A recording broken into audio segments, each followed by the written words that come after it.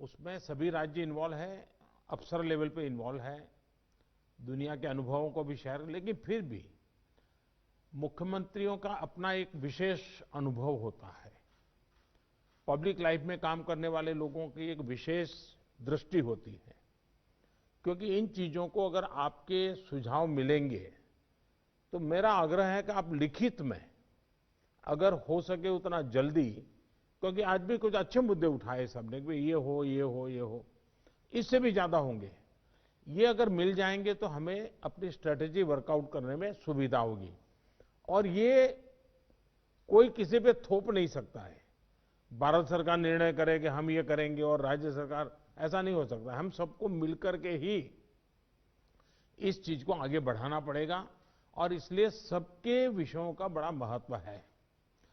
Corona संक्रमण से जुड़े जो प्रेजेंटेशन हुए उनमें भी काफी जानकारियां उभर कर आई हैं। आज मैं प्रारंभ में कुछ मुख्यमंत्रियों से बात की थी जहां स्थिति जरा बिगड़ रही है। जहां तक वैक्सीन का सवाल है, वैक्सीन की स्थिति और डिस्ट्रीब्यूशन को लेकर भी जो कुछ भी चर्चाएं हुई हैं, एक प्रकार से मीडिया में जो चलता है वो अलग चीज होती है। हमें तो इन चीजों को ऑथेंटिकली ही आगे बढ़ना पड़ेगा, क्योंकि हम सिस्टम का हिस्सा है। लेकिन फिर भी काफी चित्र स्पष्ट हुआ है।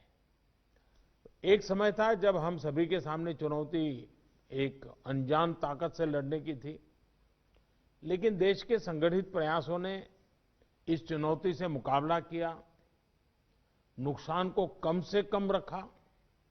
आज रिकवरी रेट और फर्टिलिटी रेट दोनों ही मामलों में भारत दुनिया के अधिकतर देशों से बहुत संभली हुई स्थिति में है। हम सभी के अथक प्रयासों से देश में टेस्टिंग से लेकर ट्रीटमेंट का एक बहुत बड़ा नेटवर्क आज काम कर रहा है। इस नेटवर्क का लगातार विस्तार भी किया जा रहा है। पीएम केयर्स के माध्यम से ऑक्सीजन और वेंटिलेटर्स उपलब्ध कराने पर भी विशेष जोर है। कोशिश ये है कि देश के मेडिकल कॉलेज और जिला अस्पतालों को ऑक्सीजन जनरेशन के मामले में सेल्फ सफिशिएंट बनाया जाए। इसलिए अभी 160 से ज्यादा नए ऑक्सीजन प्लांट्स के निर्माण की प्रक्रिया ऑलरेडी शुरू की गई है। पीएम केयर फंड से देश के अलग अलग अस्पतालों को हजारों नए वेंटिलेटर्स मिलने भी सुनिश्चित हुए हैं। वेंटिलेटर्स के लिए पीएम केयर्स फंड से 2000 करोड़ रुपए ऑलरेडी स्वीकृत किए गए हैं। साथियों, कोरोना के मुकाबले के बीते 8-10 महीने के अनुभवों के बाद देश के पास पर्याप्त डेटा है। कोरोना के मैनेजमेंट को लेकर एक व्यापक अनुभव है।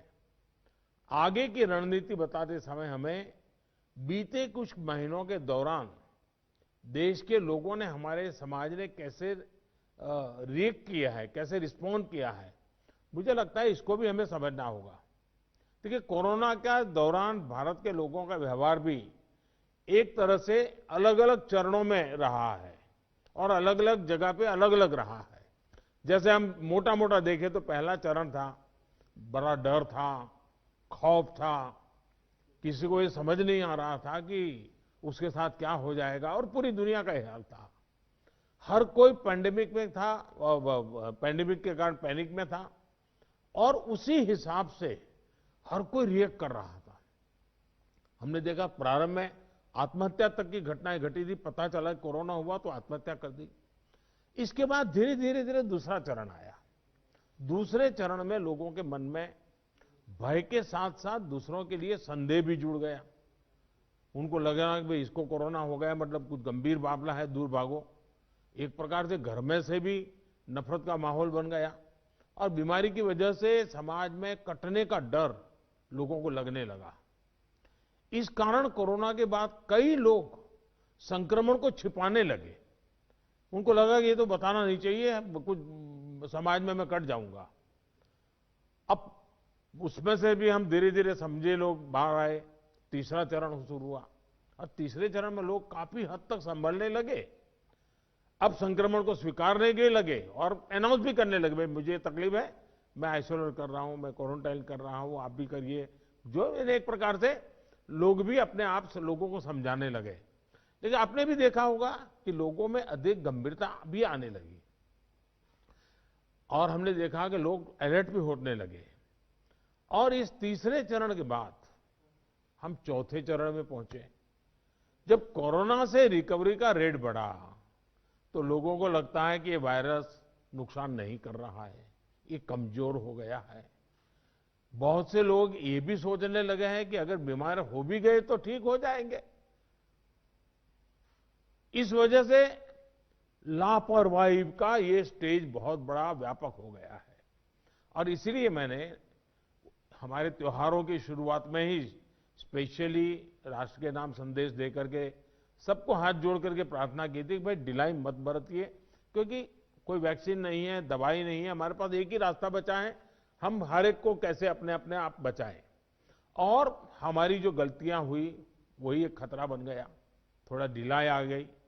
इस चौथे चरण में लोगों को कोरोना की गंभीरता के प्रति हमें फिर से जागरूक करना चिंताजनक है ही है। इसलिए हम सभी को, शासन प्रशासन को पहले से भी अधिक जागरूक, अधिक सतर्क रहने की जरूरत है। हमें ट्रांसमिशन को कम करने के लिए अपने प्रयासों को जरा और गति देनी होगी। टेस्टिंग हो, कंफर्मेशन, कॉन्टैक्ट ट्रेसिंग, डेटा, इन सारी जुड़ी किसी भी तरह की कमी को हमें सर्वोच्च प्राथमिकता देते हुए उसको ठीक करना होगा। पॉजिटिविटी रेट को 5% के दायरे में लाना ही होगा। और मैं मानता हूं छोटी छोटी इकाइयों पर कहिए कि भाई एक क्यों बढ़ा, आधा क्यों बढ़ा, 2 क्यों बढ़ा। हम राज्य के स्केल पर चर्चा करने के बजाय अब जितनी लोकलाइज चर्चा करेंगे शायद हम एड्रेस जल्दी कर पाएंगे। दूसरा, हम सबने अनुभव किया है कि आरटीपीसीआर टेस्ट का अनुपात बढ़ना चाहिए। जो घरों में आइसोलेटेड मरीज हैं उनकी मॉनिटरिंग ज्यादा बेहतर तरीके से करनी होगी। आप भी जानते हैं कि अगर वहां थोड़ी भी ढिलाई रही तो मरीज बहुत गंभीर स्थिति में अस्पताल आता है, फिर हम बचा नहीं पाते हैं। जो गांव है, कम्युनिटी के स्तर पर हेल्थ सेंटर हैं, उनको भी हमें ज्यादा इक्विप करना ही होगा। गांव के आसपास भी इंफ्रास्ट्रक्चर ठीक रहे, ऑक्सीजन की सप्लाई पर्याप्त रहे, ये हमें देखना होगा। हम लोगों का लक्ष्य होना चाहिए कि फर्टिलिटी रेट को 1% से भी नीचे लाए। और वो भी मैंने जैसे कहा, छोटे छोटे इलाके में देखा जाए एक मृत्यु हुई क्यों हुई, जितना इतना फोकस करेंगे तब स्थिति को संभाल पाएंगे। और सबसे बड़ी बात, जागरूकता अभियानों में कोई कमी ना आए। कोरोना से बचाव के लिए जो जरूरी मैसेजिंग है, इसके लिए समाज को जोड़े रखना होगा। जैसे कुछ समय पहले हर संगठन, हर प्रभावी व्यक्ति को हमने एंगेज किया था, उन्हें फिर एक्टिव करना होगा। साथियों, आप भली भांति परिचित हैं कि कोरोना की वैक्सीन को लेकर इंटरनेशनली और नेशनली किस तरह की खबरें आ रही हैं। आज दुनिया में भी और देश में भी, जैसा अभी आपको प्रेजेंटेशन में पूरा डिटेल बताया गया, करीब करीब आखिरी दौर पर वैक्सीन के रिसर्च में काम पहुंचा है। भारत सरकार हर डेवलपमेंट पर बारीकी से नजर रखे हुए हैं, हम सबके संपर्क में भी हैं। और अभी ये तय नहीं है कि वैक्सीन की 1 डोज होगी, 2 डोज होगी या 3 डोज होगी। ये भी तय नहीं है कि इसकी कीमत कितनी होगी, उसकी कीमत कितनी होगी, ये कैसी होगी। यानी अभी भी इन सारी चीजों के सवालों के जवाब हमारे पास नहीं है, क्योंकि जो इसके बनाने वाले हैं, दुनिया में जिस प्रकार की कॉर्पोरेट वर्ल्ड भी है, उनका भी एक कंपटीशन है। दुनिया के देशों के भी अपने अपने डिप्लोमेटिक इंटरेस्ट होते हैं। WHO से भी हमें इंतजार करना पड़ता है। तो हमें ये इन चीजों को वैश्विक संदर्भ में ही आगे बढ़ना पड़ेगा। हम इंडियन डेवलपर्स और मैन्युफैक्चरर के साथ भी हमारी जो भी टीम काम कर रही है पूरी तरह संपर्क में है।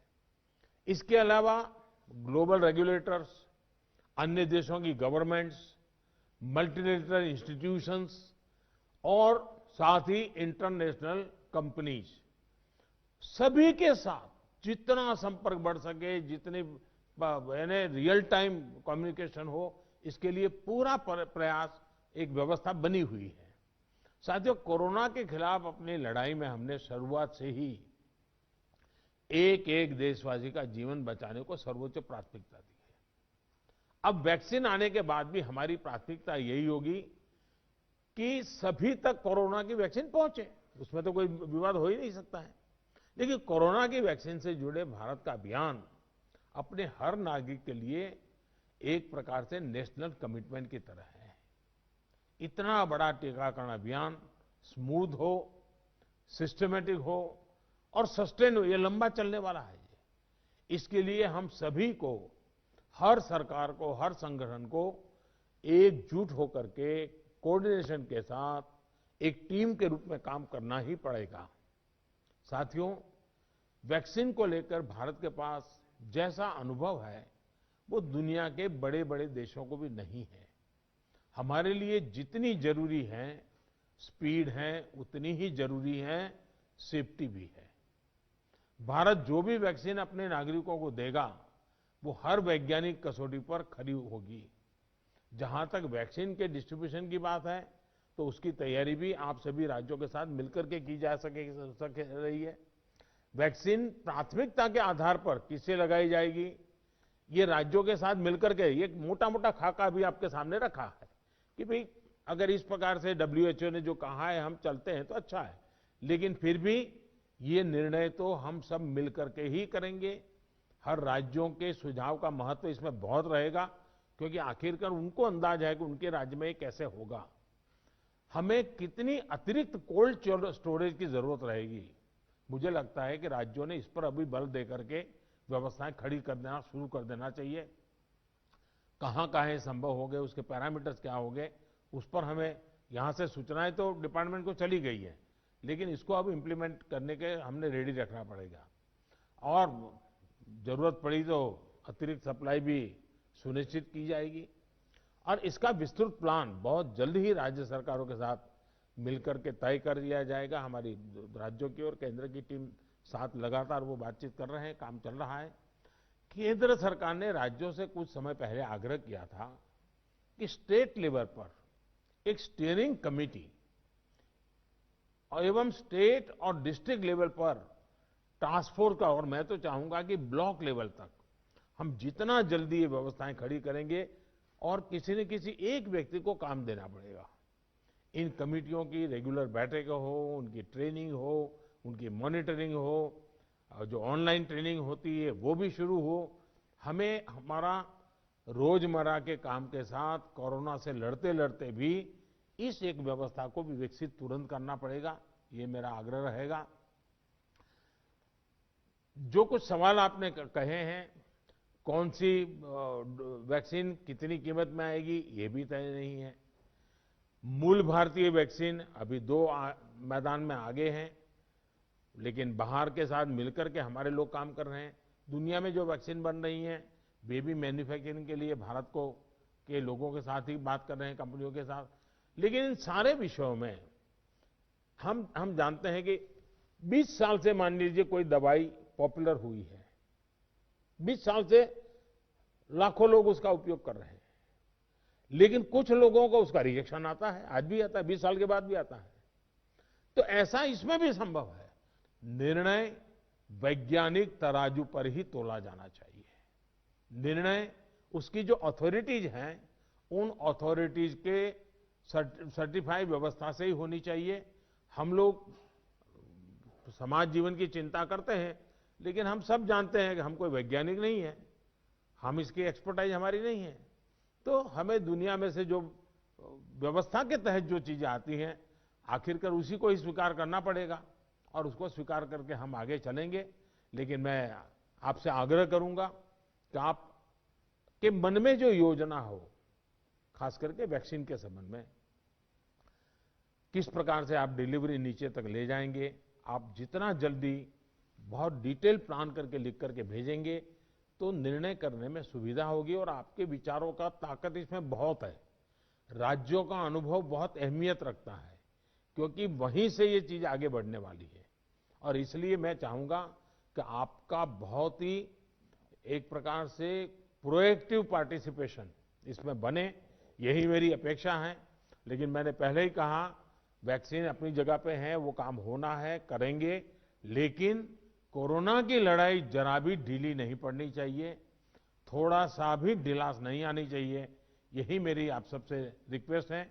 आज मेरी तमिलनाडु और पुडुचेरी के मुख्यमंत्रियों से बात करने का मुझे अवसर मिला। आंध्र से मैं फोन नहीं कर पाया था सुबह। एक साइक्लोन हमारे पूर्वी तट पे एक्टिव हुआ है, वो कल शायद तमिलनाडु, पुडुचेरी और आंध्र का कुछ हिस्सा वहाँ पर आगे बढ़ रहा है। और सारी भारत सरकार की टीमें बहुत एक्टिव हैं, सब लोग गए हैं। मैंने आज 2 आदरणीय मुख्यमंत्री जी से बात की थी, आंध्र के मुख्यमंत्री जी से अभी इसके बाद बात करूंगा। लेकिन सबके लिए पूरी तरह भारत सरकार और राज्य सरकारें मिल करके, और पहला काम खाली करवाना, लोगों को बचाना, इस पर हमारा जोर रहे। फिर एक बार मैं आप सबका बहुत आभारी हूं, आप सबने समय निकाला। लेकिन मैं आग्रह करूंगा कि आप जल्दी से मुझे कुछ न कुछ जानकारियां भेजिए। धन्यवाद।